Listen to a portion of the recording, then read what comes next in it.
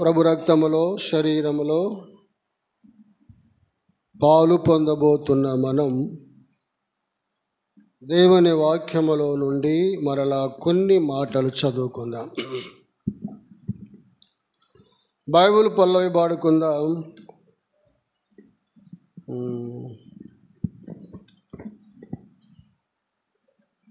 బలెబలే మాట బంగారు మాట.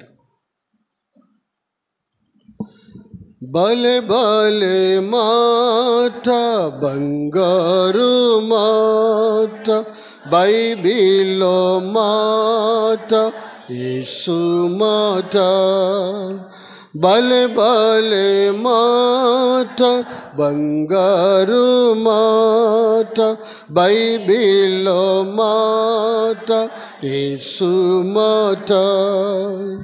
నా జీవితాన నీ జీవితాన మరువని మాట యేసు మాట.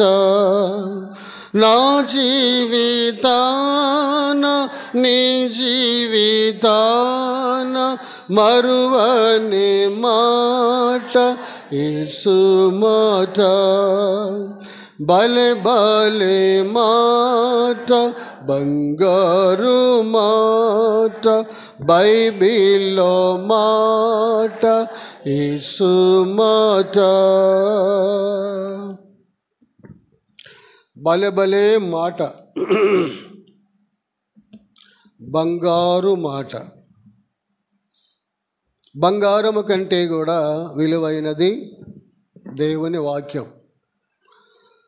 ఎందుకు ఆ మాట రాశాడు భక్తుడంటే, బంగారము కొన్ని దినాలకు ఏమైపోతుంది, మళ్ళా మట్టిలోకి వెళ్ళిపోతుంది. ఎందుకంటే ఈ భూమి ఆకాశాలు గతించబోతున్న దినాలు చాలా దగ్గరగా ఉన్నాయి. అవును కదా, పరిస్థితులు చూస్తుంటే భూమి ఆకాశాలు త్వరగా గతించబోతున్న దినాలు చాలా దగ్గరగా ఉన్నట్లు లేఖనాల్లో మనకు తేటగా అర్థమవుతుంది. ఎందుకంటే పరిస్థితులు యేసు ప్రభువారు చెప్పాడు, ఆయన రాకడలో ఉన్న సూచనలు చెప్పాడు. మరి భూమి ఆకాశాలు గతించిపోతాయని చెప్పాడు. అన్నీ కూడా నెరవేర్చబడ్డాయి కదా. ప్రవచనాలన్నీ కూడా నెరవేర్చబడ్డాయి. యేసు ప్రభు లోకానికి వచ్చాడు. ఆయన 33.5 సంవత్సరాలు ఆయన ప్రేమను తెలియజేశాడు. ఆయన సిలువలో సర్వ మానవుల పాపము నిమిత్తమై రక్తము కార్చాడు. ఎంతవరకు కార్చాడు?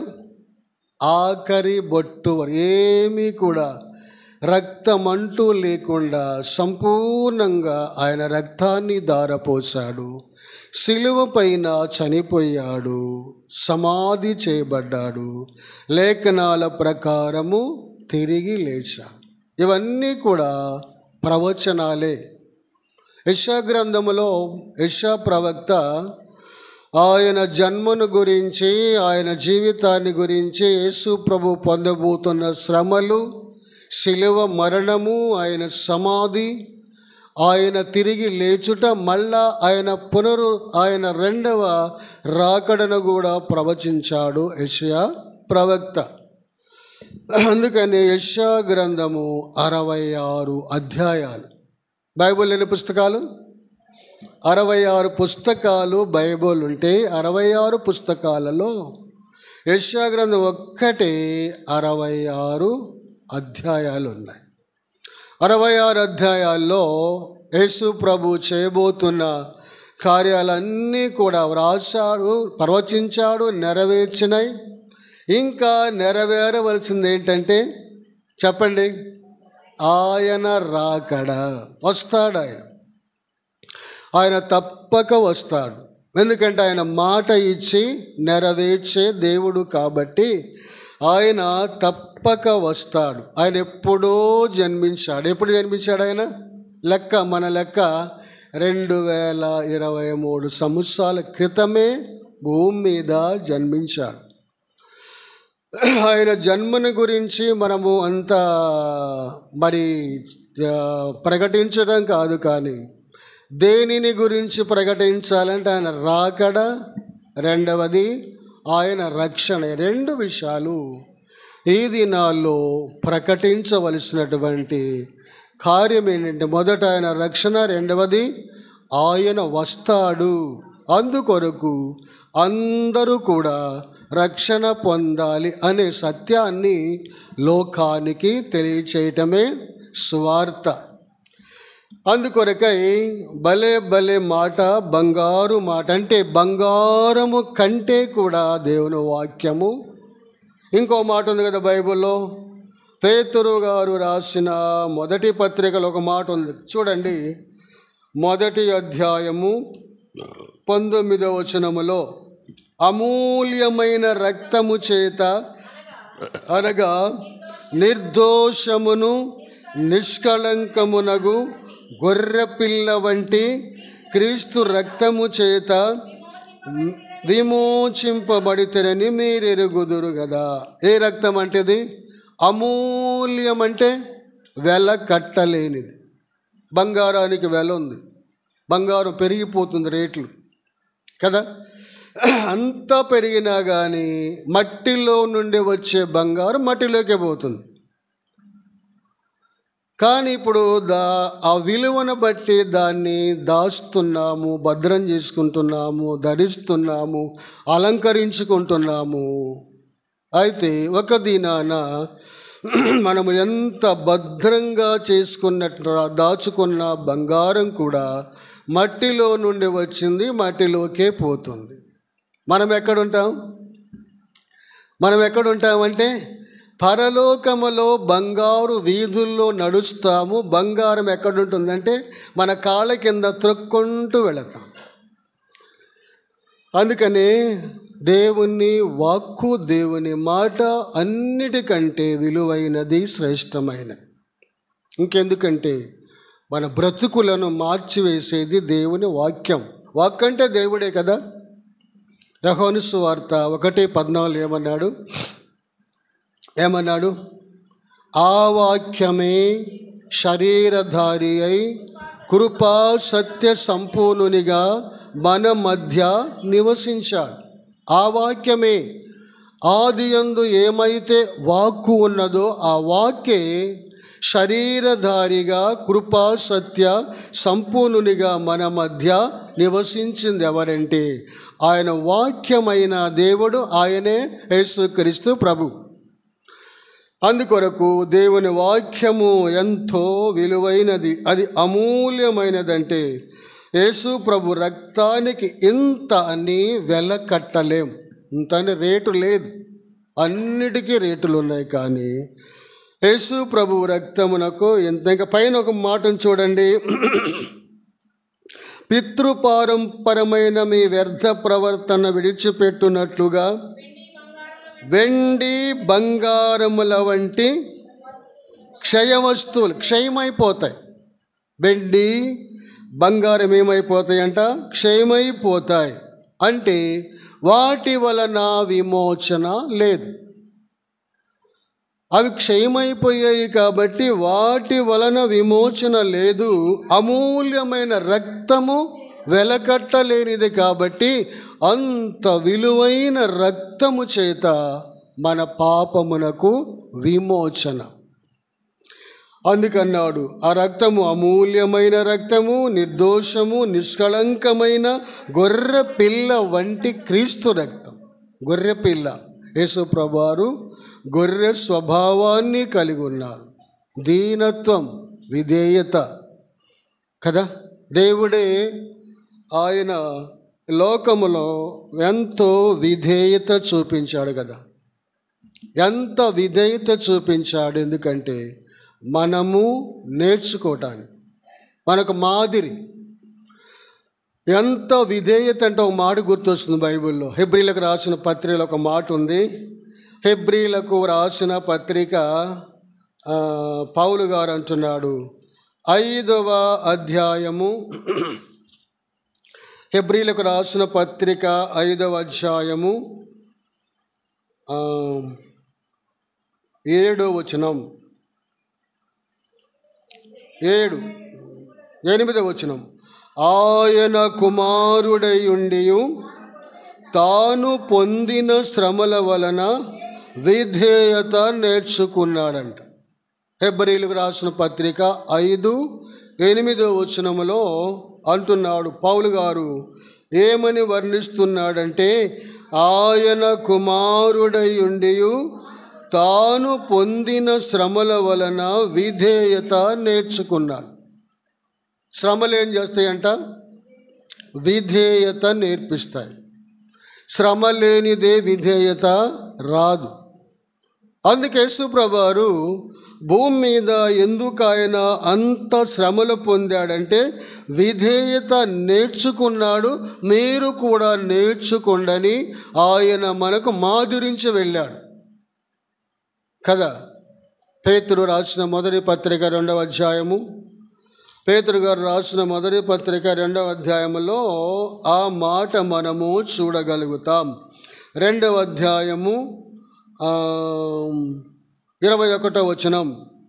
క్రీస్తు కూడా మీ కొరకు బాధపడి మీరు తన అడుగుజాడల యందు నడుచుకొనున్నట్లు మీకు మాదిరి ఉంచిపోయాడు. మాదిరి. మనము మాదిరి నేర్చుకోం కానీ వ్యతిరేకాన్ని నేర్చుకుంటాం.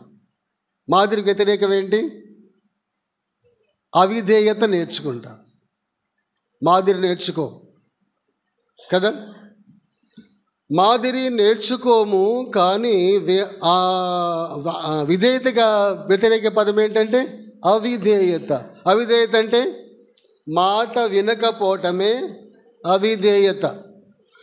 ఇది ఆరంభము నుండి వస్తున్నటువంటి సందర్భమే. ఆరంభములోనే దేవుని మాట వినల. ఎవరనలేదు? ఆరంభములో ఉన్నటువంటి ఆదాము హవ్వలు. ఆదాము వినలేదా? హవ్వ వినలేదా? చెప్పండి. ఆదాము విన్నాడు, హవ్వమ్మకు తెలుసు. కానీ ఆ మాటకు వారు విధేయత చూపలే. ఎవరు చూపలేదంటే హవ్వ ఆ మాటకు విధేయత చూపల. అందుకని ఆమె చేసిన పొరపాటుకు లేఖనాలు ఏమన్నాయంటే ఆదాము చేసిన పాపం అన్నారు. నిజమే. ఆదాము ఎందుకు అలాంటప్పుడు దగ్గర లేకుండా పోతానికి కారణం అంటే అదే తాను చేసిన తప్పు. తన భార్య వెంటనే ఉండాల. ఒంటరిగా ఉన్నప్పుడు సాతాను వచ్చాడు.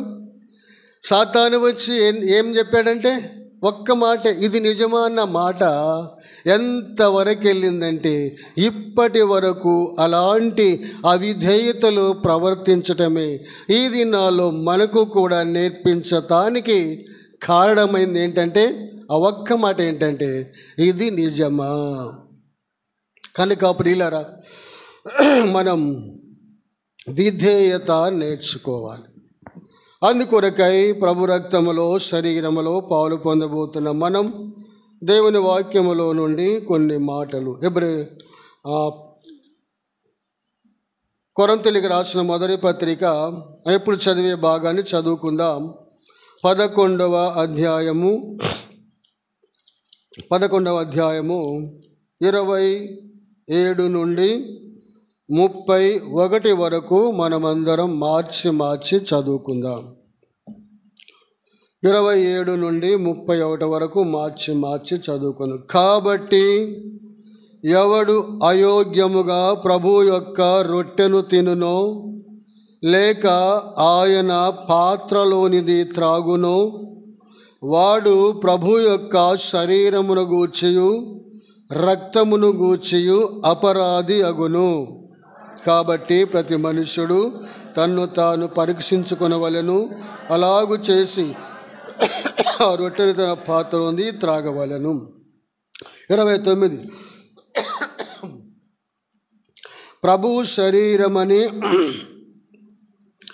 ప్రభు శరీరమని వివేచింపక తిని త్రాగువాడు తనకు శిక్షావిధి కలుగుటకే తిని త్రాగుచున్నాడు. 30 ఇందువలననే అనేకులు బలహీనులు రోగులునై ఉన్నారు, చాలామంది నిద్రించుచున్నారు. 31 కూడా, అయితే మనలను మనమే విమర్శించుకొని ఎడల తీర్పు పొందక పోదుము.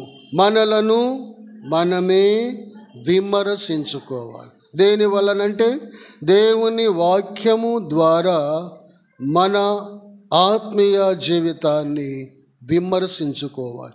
నేను ఎలా ఉన్నాను, నేను ఎట్లా ఉన్నాను అనేటువంటి సత్యాన్ని నేర్పించేది దేవుని వాక్యం.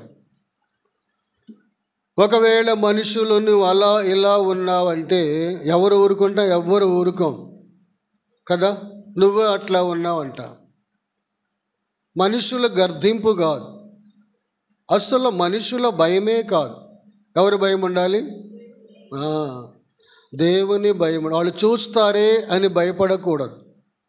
ఆ భయం కాదు. వారు చూడకుండా ఏదైనా మాట్లాడినా ఏదన్నా చేసినా కానీ ఎవరు చూడమని ఎవరు చూస్తారు? ఎవరు చూస్తారు? దేవుడు చూస్తూ ఉంటాడు. యెహోవా కను దృష్టి లోకమందంతటా సంచారం చేస్తుందంట. దేవుని కను దృష్టి లోకమంతా సంచారం తిరిగి చూస్తూ ఉంటుంది. ఎవరెలా ఉన్నారా, ఎవరెట్లా అని దేవుని కను దృష్టి లోకమంతా చూస్తుంది. దేవుని చెవులు కూడా అన్ని వేళలా మన వైపే ఉంటాయి. బైబిల్ ఉంది కదా మాట. ఎక్కడుంది? మలాకీ గ్రంథంలో, మలాకీ గ్రంథం 3వ అధ్యాయం 6వ వచనం కూడా చూడండి. మలాకీ గ్రంథం 3వ అధ్యాయము 6వ వచనములో ఆ మాట మనము చూడగలుగుతాం. 16 వచనం, 3:16. అప్పుడు యెహోవా యందు భయభక్తులు గలవారు ఒకనితోనొకరు మాట్లాడుకొనుచుండగా యెహోవా చెవి యొగ్గి ఆలకిస్తాడంట. చూసారా? 3:16 అంటున్నాడు. ఆయన కళ్ళు చూస్తాయి, ఆయన చెవులు కూడా వింటాయి. ఎవరి మాటలు వింటాయంట? చూడండి. అప్పుడు యెహోవా యందు భయభక్తులు గలవారు ఒకరితోనొకరు మాట్లాడుకొనుచుండగా యెహోవా చెవి యొగ్గి ఆలకిస్తాడంటే ఏం చెప్పుకుంటున్నారు? నా యందు భయభక్తులు గలవారు కదా, వీళ్ళు ఏం చెప్పుకుంటున్నారని దేవుడంట ఆ మాటలు ఆలకిస్తాడంట. మంచి మాటలు చెప్పుకుంటే సంతోషపడతాడు. అదే ఏదైనా వాళ్ళిట్లా వీళ్ళిట్లా అనేవిగా చెప్పుకుంటే ఏం చేస్తాడు? ఆయన ఏమన్నా బాధపడతాడు. ఎందుకంటే ప్రేమగల దేవుడు కదా. ఆయన ప్రేమగల దేవుడు కాబట్టి ఏమనడు. అయితే ఒక ఆలోచన పెడతాడు. ఏమండ ఆయన ఏమనగానే ఏం ఆలోచన?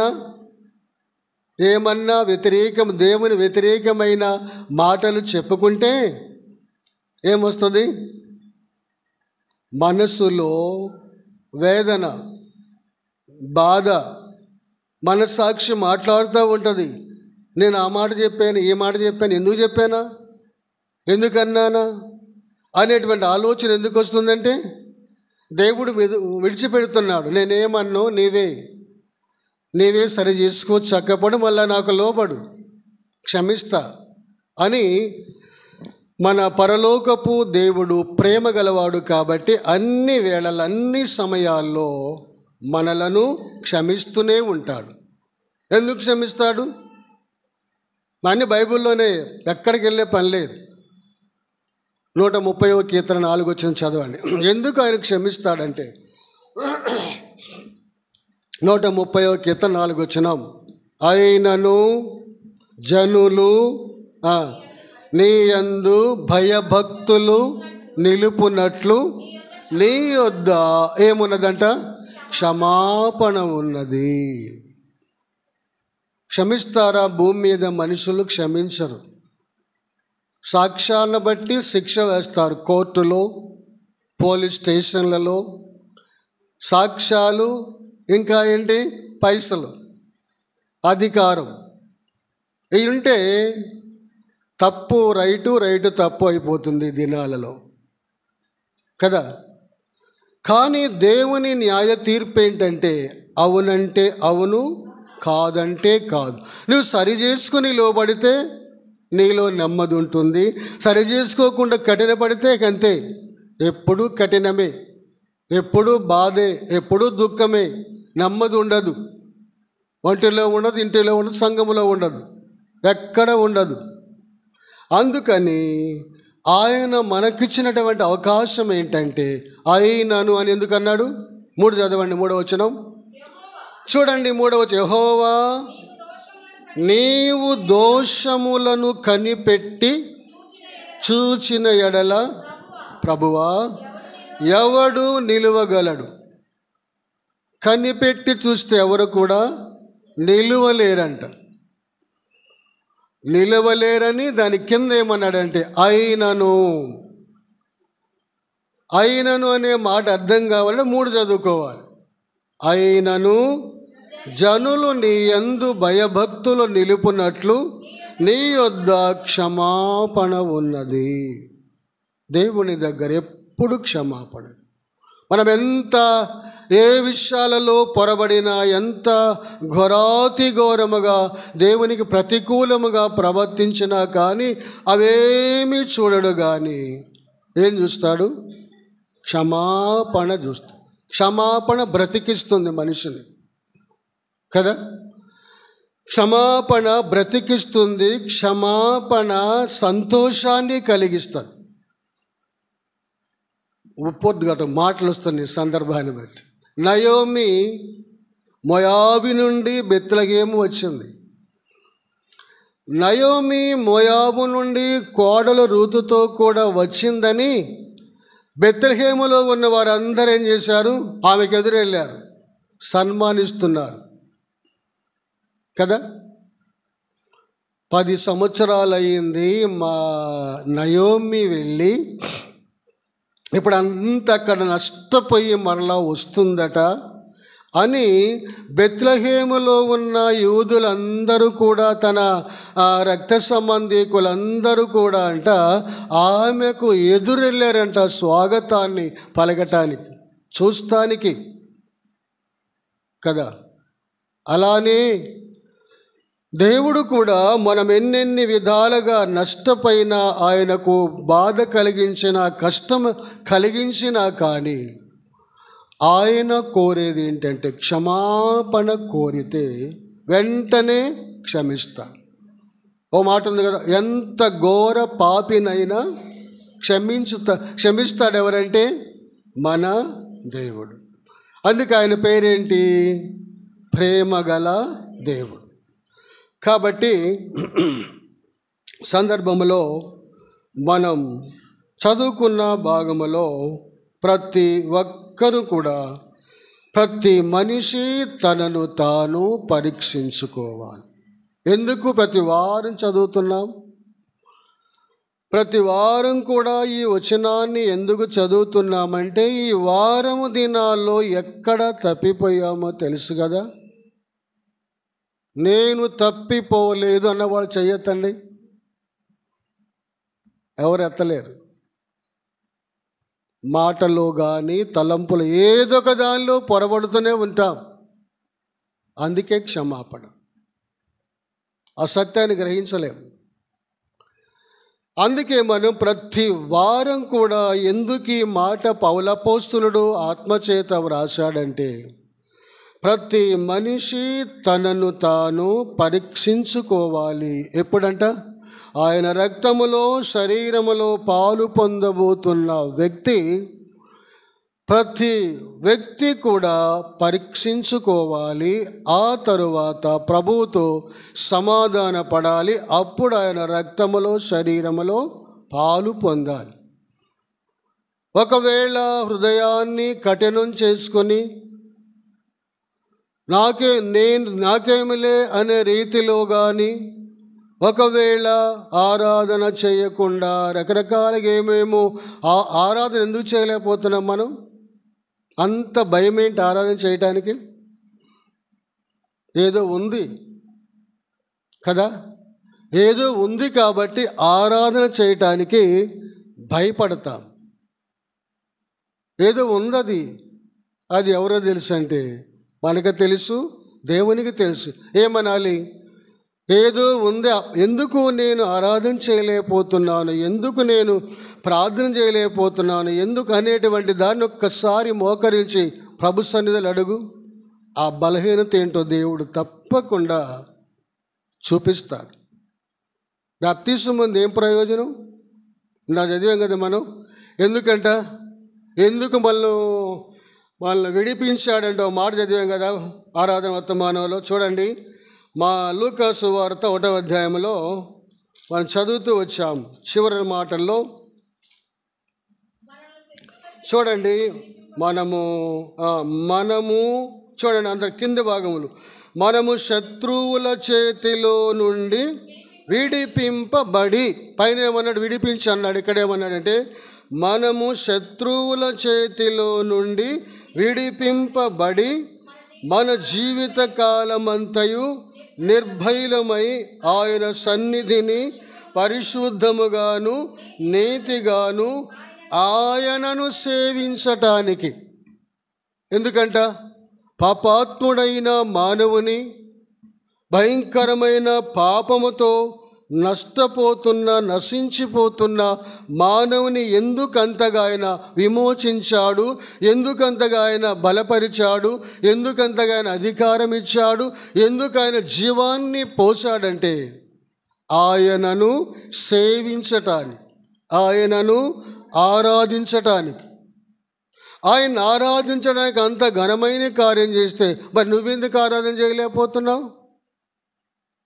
ఆలోచించు. నీ సొంత మాట కాదు కదా, దేవుని వాక్యమే కదా. అంత ఘనమైన గొప్ప కార్యము, తన ప్రాణాన్నే నీ కొరకై అర్పించి రక్తమంతా ధారపోసి నేను విమోచించి తన కుమారునిగా చేసుకుంటే, ఎందుకు చేసుకున్నాడంట? సేవించటానికి. మరి సేవించవే? ఎందుకు మౌనంగా వెళ్ళిపోతున్నా? ఎందుకు ఆరాధన చేయలేకపోతున్నా? ఆరాధన చేయకుండా బలలో పాలు పొందుతున్నా. దానివల్ల ప్రయోజనం ఉన్నదా? దానివల్ల ఏమైనా ప్రయోజనం ఉన్నదా? ఏముండదు. ఒకవేళ నువ్వు అలా చేసినా కానీ దానివల్ల ఆత్మీయ నష్టమే కానీ మేలేం కూడా ఉండదు. అందుకే ఆత్మీయమైన మనం చదివాం కదా, కొందరు బలహీనులు, కొందరు రోగులు, కొందరు నిద్రిస్తున్నారు. ఏంటవి? శారీరకంగా నువ్వు బలవంతుడవే, ఆరోగ్యవంతుడవే, శారీరకంగా నువ్వు మేలుకుంటున్నావు నిద్రపోవటంలా.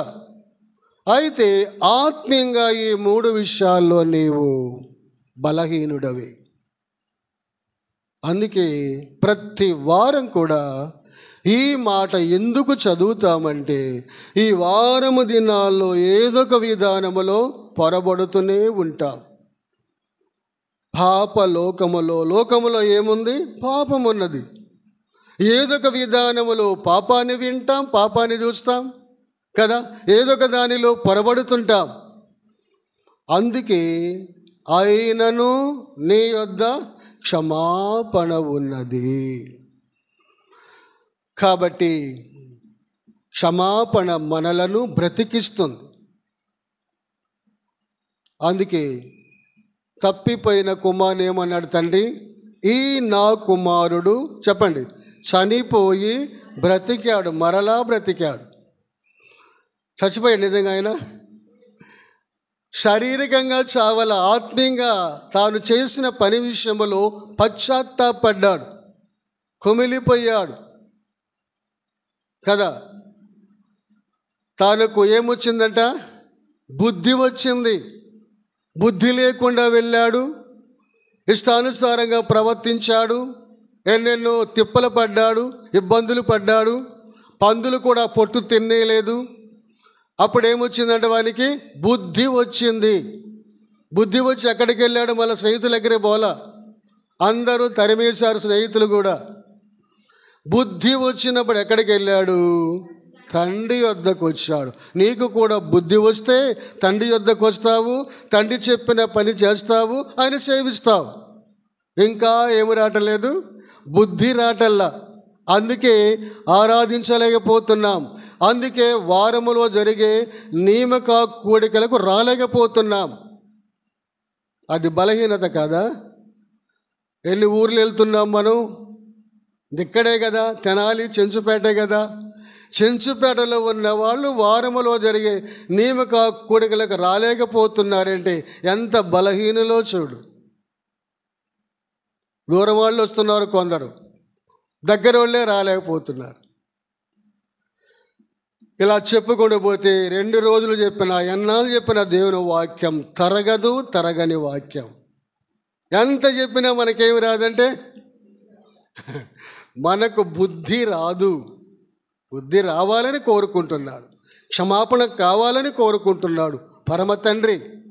ఆ తండ్రి తాడు బుద్ధి వస్తుంటే ఎవరు వెళ్ళారంటే తండ్రే పరిగెత్తాడు, చూశాడు. చూసి తండ్రి తన స్థితిని చూసి, తన నడక చూసి, తనకు వస్తున్న విధానాన్ని చూసి తండ్రి పరుగెత్తుకుంటూ వెళ్ళి తన మెడ మీద పడి ముద్దు పెట్టుకున్నాడు. కనుక ప్రియులారా, మనం కూడా ఏ విషయాలలోనైనా మనం పొరబడినప్పుడు మన మనస్సాక్షి మాట్లాడితే వెంటనే ప్రభువుతో సమాధాన పడితే బ్రతుకుతాం, ఆత్మీయంగా బ్రతుకుతాం, బ్రతికిస్తాడు. మరలా సమాధానం కలిగి ఉంటాం. కఠినం చేసుకుంటే కంతే, కఠినం చేసుకుంటే అలాగానే కఠినమై పోతూనే ఉంటుంది. దాన్ని ఏమంటారు దాన్ని? తిమోతి పత్రికలు అంటారు, వాత వేయబడిన మనస్సాక్షి. అంతవరకొద్దు మనం. కనుక ఎందుకంటే ఆయన అంత కార్యం చేసింది. మళ్ళీ చదువుతాను నేనండి. మనము శత్రువుల చేతిలో నుండి విడిపింపబడి మన జీవిత కాలమంతయు నిర్భయులమై ఆయన సన్నిధిని పరిశుద్ధముగాను నీతిగాను ఆయన సేవింపను అనుగ్రహించుటకు ఈ రక్షణ కలుగజేశాడు. నీతిమంతుడుగా, పరిశుద్ధుడుగా ఎందుకు ఆయన చేశాడంటే, ఎందుకు చేశాడంటే ఆయనను అంత ఇష్టం మన తండ్రికి. మన ఆరాధన, మనం సేవించుట అంత ఇష్టం మన పరలోకపు తండ్రికి. మన పిల్లలు, చిన్న పిల్లలు వచ్చి రాని మాటలు మాట్లాడుతుంటే తల్లిదండ్రులు ఎంత సంతోషిస్తారు. చూడు, మా అబ్బాయి మాట్లాడుతుంది. భక్షగర్భంలో ఒక మాట రాశాడు. తండ్రి ఎక్కడో మిలిటరీలో ఉంటాడంట, కుమారుడు ఉత్తరం రాశాడంట. ఎంత పిల్లవాడంటే చిన్న ఒక 1 సంవత్సరం పిల్లవాడు తండ్రికి ఉత్తరం రాశాడంట, పంపాడంట. అది చూసంట తండ్రి సంతోషపడుతుంటే తన ప్రక్కన్న స్నేహితుడంట, ఏంటి ఈరోజు ఇంత సంతోషంగా ఉన్నావంటే, నా కొడుకు ఉత్తరం రాశాడు నాకు అన్నాడంట. నీ కొడుకు సంవత్సరం కూడా లేదన్నావు, నెలల పిల్లోడన్నావు, ఎలా రాశాడంటే ఇదిగో చూడని చూపించాడంట. చూపించి దాని మీద ఏముంది? అన్ని గీతలే, అన్ని గీతలే. భక్ష్యం గారి బుక్కులు చదవండి, చాలా ఆత్మీయమైన విషయాలు మనం నేర్చుకుంటాం. అన్ని గీతలే. అంటే గీతలు గీసినా కానీ తండ్రి ఏం సంతోషించాడు? నా కుమారుడు నాకు ఉత్తరం రాశాడు. అలానే ప్రియులారా, మనం కూడా దేని విషయం అంతటి మనము పొరబడినా తప్పిపోయినా కానీ మన పరమ తండ్రి కోరేది ఏంటంటే క్షమాపణ ఒక్కటే. ప్రభువా క్షమించు అంటే చాలు, వెంటనే ఆయన ప్రేమిస్తాడు. ఆయనలో నుండి ఆనంద బాష్పాలు వస్తాయి. వెంటనే కౌగలించుకుంటాడు. నాకు తలంపు వస్తూ ఉంటుంది. ఆ కుమారుడు వస్తున్నప్పుడు ఈ తండ్రి పరిగెత్తుకొని మెడ మీద పడితే ఆ కుమారుడు ఎంత ఏడ్చాడు కదా. ఇది ధ్యానిస్తుంటే నాకు చాలా కళ్ళగంట ఆనంద బాష్పాలు వస్తాయి. అంతకాలము అంత పాడైన పనులు చేసి, ఆస్తి అంతా నష్టం చేసి, అనేకులకు ఆస్తి అంతా నష్టపెట్టి పిచ్చోళ్ళలాగా వస్తుంటే, వస్తున్నటువంటి ఆ కుమారుని చూసి తండ్రి పరిగెత్తుకుని వెళ్ళి తన మెడ మీద పడి ముద్దు పెట్టుకున్నాడంటే ఈ కుమారుడు ఎలా ఉంటాడు చెప్పండి. ఎంత కన్నీరు గార్చాడో, ఎంత ఏడ్చాడో, ఎంత క్షమాపణ కోరాడో. అది రావాలి. అందుకొరకే ప్రతి మనిషి తనను తాను పరీక్షించుకోవాలి. దేనివల్లంటే వాక్యము చేత. నా మాట కాదు, నీ మాట కాదు, మనుషుల మాట కాదు, దేవుని వాక్యము చేత మనము పరీక్షించబడాలి. మనకు కొన్నిసార్లు గృహప్రవేశాలకు వాక్యం చదువుతాం, ప్రతిష్ఠిస్తాం. దేనితోనంటది? వాక్యము చేత. దాని తర్వాత ప్రార్థన చేత ఆ గృహాన్ని ప్రతిష్ఠిస్తున్నాం, లేక ఆ మందిరాన్ని ప్రతిష్ఠిస్తున్నాం. దేనితోనంటే వాక్యము చేత, ప్రార్థన చేత. వాక్యం చెప్తారు సేవకులు, ఆ వాక్యము చేత ఇంకా కొందరు సేవకులు ఆ వాక్యాన్ని ఆధారం చేసుకుని ప్రార్థన చేస్తారు. ఆ ప్రార్థన ద్వారా అదేమవుతుందంట? ప్రతిష్ఠించబడుతుంది. అందుకొరకే ప్రతి మనిషి తనను తాను పరీక్షించుకోవాలి. టైం లేదు, ఓ మాట చదువుకుందాం. ఎలా పరీక్షించుకోవాలి? ఎఫెసీయులకు రాసిన పత్రిక 4వ అధ్యాయము. ఎఫెసీయులకు రాసిన పత్రిక 4వ అధ్యాయము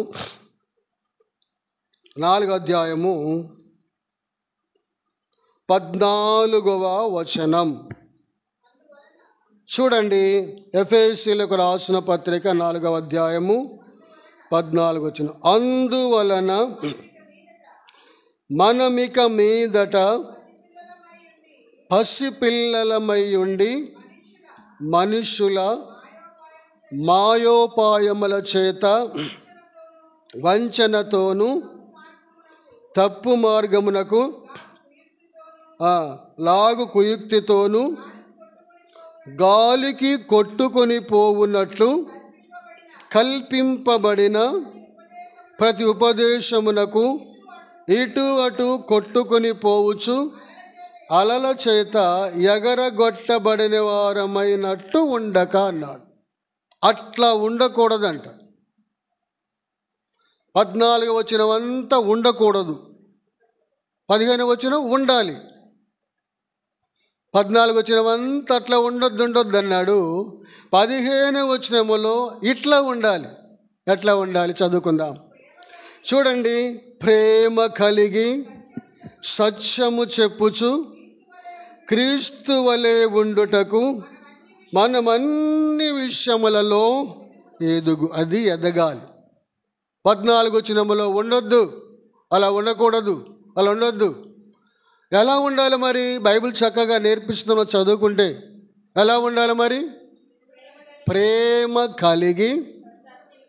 ప్రేమ కలిగంటే ప్రేమ కలిగి ఉంటే సత్యం చెప్తాం కదా. ప్రేమ కలిగి ఉంటే సత్యం చెబుతాం, ప్రేమ కలిగి లేకపోతే అబద్ధమే చెబుతాం. ఆత్మీయమైన ఫలాలు ఏంటి? ఆత్మ ఫలాలు. మొట్టమొదటి ఏంటి? ప్రేమ. ఆ ప్రేమలకు అన్నీ ఉన్నాయి. ఒక్క ప్రేమ ఉంటే మిగిలినవన్నీ కూడా ఉన్నాయి కదా. అందుకని ఒకసారి చూద్దాం. గలతీయులకు రాసిన పత్రిక ముగిస్తాను. గలతీయులకు రాసిన పత్రిక 5వ అధ్యాయము చూడండి, 22వ వచనం చూడండి. అయితే ఆత్మ ఫలములేమనగా మొట్టమొదట ఏంటంట? ప్రేమ కదా. ప్రేమ. మన దేవుని పేరు ఏంటంటే ప్రేమ గల దేవుడు. దేవుడు మనల్ని ప్రేమించాడా? మనము దేవుని ప్రేమించామా? ఎక్కడుంది మాట? యోహోను రాసిన మొదటి పత్రిక 4వ అధ్యాయము 8వ వచనములో 8-9 వచనాల మాట మనం చూడగలుగుతాం. యోహోను రాసిన మొదటి పత్రిక 4వ అధ్యాయము 10వ వచనం. మనము దేవుని ప్రేమించితమని కాదు, తానే మనలను ప్రేమించాడు. మనం ప్రేమించాలా దేవుని? దేవుని ప్రేమించామంటాం, దేవుని ద్వేషిస్తాం కదా. మన పద్ధతి అది. దేవుని ప్రేమించామంటాం, దేవుని ద్వేషిస్తాం. ద్వేషించడం అంటే సరైన విధానములో క్రమముగా ఎదగకపోతే ఆయన ద్వేషించినట్లే. అన్ని పరిస్థితుల్లో నమ్మకంగా యథార్థంగా ఉండి దేవుని పనిలో ఆ విధేయతతో సహకరిస్తూ చేస్తూ ఉంటే అది దేవుని ప్రేమించినట్లే. అందుకొరకే ఇక్కడ అంటున్నాడు కదా, మనము దేవుని ప్రేమించితిమని కాదు, తానే మనలను ప్రేమించాడు. రుజువేంటి దానికి? పక్కనే ఉన్న మాట చదువుకుందాం. మన పాపములకు ప్రాయశ్చిత్తమైనటకు తన కుమారుని పంపెను. ఇందులో ప్రేమ ఉన్నది. అది ప్రేమ అంటే. అందుకే ఆత్మఫలాలలో మొట్టమొదట ఉన్న మాట ఏంటంటే ప్రేమ. భక్సింగ్ గారు భూస్థాపనప్పుడు ఈ పాట ఎక్కువ పాడించేవాడు. ప్రేమ ప్రేమ ప్రియుడు అని. ఆయనకి చాలా ఇష్టం అంటే ఈ పాట చాలాసార్లు పాడించారు అక్కడ సేవకులు పెద్దవాళ్ళు. ఈ పాట అంటే ఆయన చాలా ఇష్టం అంటే ప్రేమ ప్రేమ ప్రియుడు అనేది. కాబట్టి ప్రేమ అనే మాటలో ఏముందంటే మనము దేవుని ప్రేమించలేదు, దేవుడే మనలను ప్రేమించాడు. ఆయన ప్రేమించాడు. అందుకనే దానికి రుజువేంటంటే తన కుమారుని మన పాపములకు ప్రాయశ్చిత్తమై ఉండుటకు తన కుమారుని పంపెను. ఇందులో ప్రేమ ఉన్నది. తన కుమారుని బలి చేశాడు, బలిగా అప్పగించాడు. చూస్తున్నాడు కుమారుడు పడుతున్న శ్రమలు, బాధలు అవన్నీ చూస్తూ కూడా తండ్రి ఏం చేశాడంట? సంతోషించాడు, అప్పగించాడు. అందులో ఏముందంటే ప్రేమ ఉంది. అందుకని మనం ఏం చదివామంటే ఎఫెసీయులకు రాసిన పత్రికలో ఏం చదివాం మనం? ప్రేమ కలిగి ఏం చేయాలంట? సత్యము చెప్పుచు. మళ్ళీ 15 నుంచి చదువుకుందాం. ప్రేమ కలిగి సత్యము చెప్పుచు క్రీస్తు వలె ఉండుటకు మనం అన్ని విషయాలలో ఎదగాలి. క్రీస్తు వలె ఉండాలంటే అన్ని విషయాలలో ఎదగాలి. ఆయన అన్నిటిలో ఎదిగాడు. అన్నిటిలో విధేయతలో దెబ్బలు, అవమానములు, సిలువ, క్రూరమైనటువంటి బాధలు కదా, ఇవన్నిటిలో కూడా ఆయన ఎదిగాడు, సహించాడు. ఓ మాట గుర్తొస్తుంది బైబిల్లో. పేతురు తిమోతికి రాసిన పత్రిక, తిమోతికి రాసిన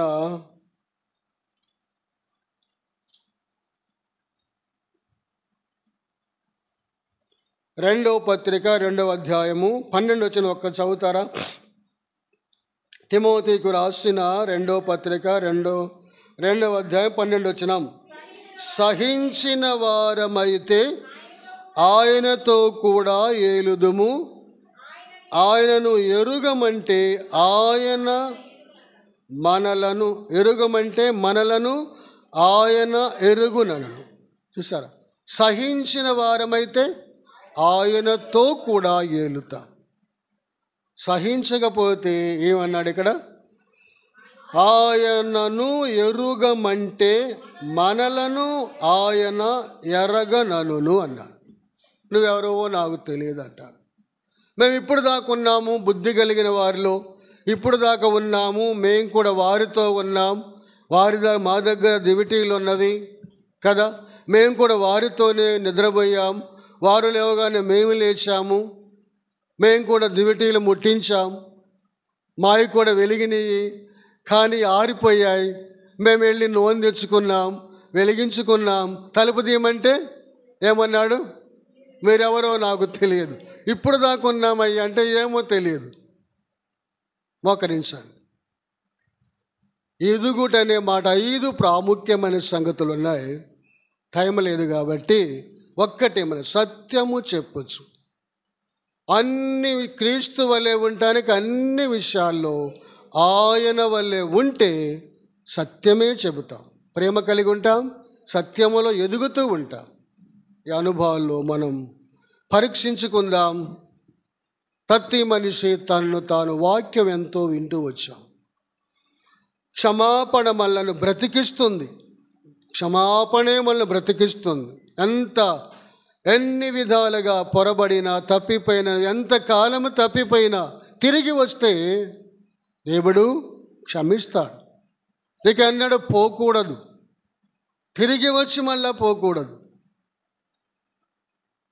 అలాంటి అనుభవం. ప్రభువా, నిజముగా నేను ఎన్నో మార్లు పొరబడినాను, తప్పిపోయాను, క్షమించు తండ్రి. సత్యం ప్రేమ కలిగి ఉండలేకపోతున్నాను, సత్యాన్ని చెప్పలేకపోతున్నాను, నీవలు ఎదగలేకపోతున్నాను, నా బలహీనత అయ్యా, క్షమించు. క్షమాపణ కోరుకుందాం.